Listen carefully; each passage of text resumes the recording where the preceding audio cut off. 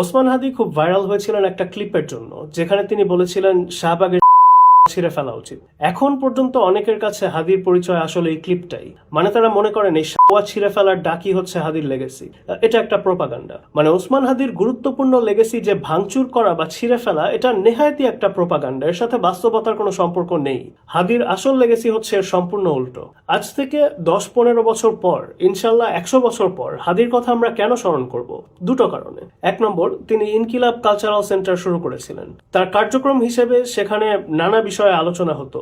বাংলা ভূখণ্ডের ইতিহাস থেকে শুরু করে সমকালীন রাজনীতি, সিনেমা, নারী অধিকার, ইসলামী ঐতিহ্য ইত্যাদি। জুলাই কেন্দ্রিক বেশ কয়েকটা চমৎকার প্রকাশনা তারা করেছিলেন, যেমন লাল জুলাই ডকুমেন্টারি অথবা জুলাই গ্রাফিতি সমগ্র। তাদের সেন্টারে ভাটিয়ালি গানের আসর বসত, আবার নজরুলের চেহারাওয়ালা জাহান্নামের আগুনে বসিয়া হাসি পুষ্পের হাসি লেখা শার্ট বিক্রি হতো।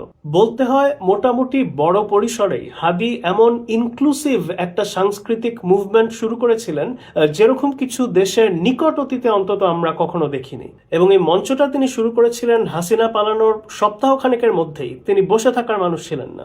2 নম্বর, আরেকটা যে কারণে আমরা হাদিকে স্মরণ করব সেটা হচ্ছে তিনি অত্যন্ত স্বচ্ছতার সাথে গণমুখী একটা ব্যতিক্রমধর্মী রাজনৈতিক ক্যাম্পেইন শুরু করেছিলেন। তার ফজরের নামাজের পর লুঙ্গি পরে মসজিদের বাইরে গণসংযোগের ছবি হয়তো আপনারা দেখে থাকবেন, অথবা তার ডোনেশনের সম্পূর্ণ টাকা একদম পাই পাই করে হিসাব দেওয়ার প্রক্রিয়া হয়তো আপনারা দেখেছেন।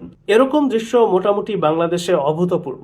আসলে ওসমান হাদির লেগেসি ছিল সৃষ্টির। তিনি নতুন কিছু জিনিসের অবতারণা করছিলেন, একটা সাংস্কৃতিক আন্দোলন এবং একটা রাজনৈতিক আন্দোলন। তো এই প্রেক্ষিতে আমি আপনাদেরকে হাদি ভাইয়ের একটা বক্তব্যের কিছু অংশ শোনাতে চাই। আমাদের কিছু ভাই টুকটাক ছবি তুলে আমাদের প্রোগ্রামে, ভাই জীবন দিয়ে দেবো লাগলে কিছু বলবেন, আপনাদের থ্রেট করছে। আমি কিছু একটা কাম করো, জীবন দেওয়ার কাম নাই, তুমি তো মোটামুটি ছবি তুলতে আগ্রহী, তুমি একটা ফটোগ্রাফি কোর্সে ভর্তি করে দেই না। ভাই এটা পারো মানে জীবন দিতে পারবে, ফটোগ্রাফি শিখতে পারবে না। আমাদের দরকার ভিডিওগ্রাফার। ওই তোমার একটা কাজ করি, আমি 5,000 টাকা দিয়ে ভর্তি করি, আমাদের তো লোক নাই, দেখো না, তুমি একটা কোর্স করো। তখন 10টা এক্সকিউজ। সে জীবন দিতে চায় কিন্তু সে ভিডিওগ্রাফি শিখবে না।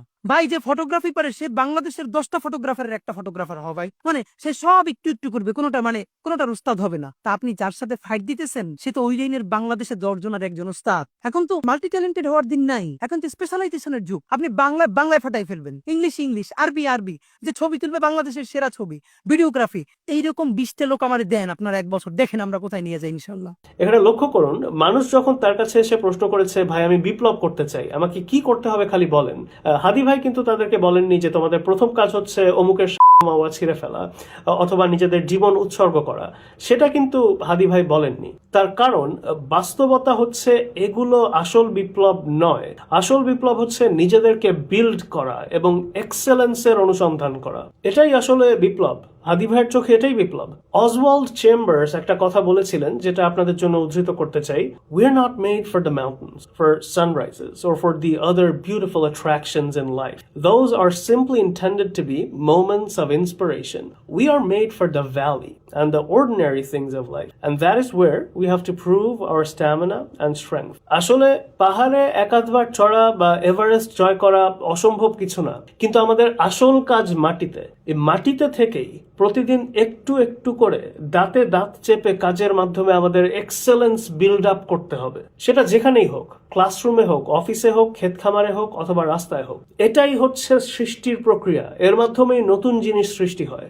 নতুন সংস্কৃতি, নতুন আন্দোলনের অনুঘটক হচ্ছে এই প্রক্রিয়া। এবং হাদি ভাইয়ের বক্তব্য অনুসারে এটাই হচ্ছে বিপ্লব। বিপ্লবের চেহারা এরকমই। নিঃসন্দেহে এটা অত্যন্ত কঠিন, কিন্তু বিপ্লব আবার সহজ ছিল কবে থেকে? আমার দৃষ্টিতে এটাই হচ্ছে ওসমান হাদির শিক্ষা এবং লেগেসি। আল্লাহ আমাদের সোনা ভাইটাকে জান্নাত নসিব করুন।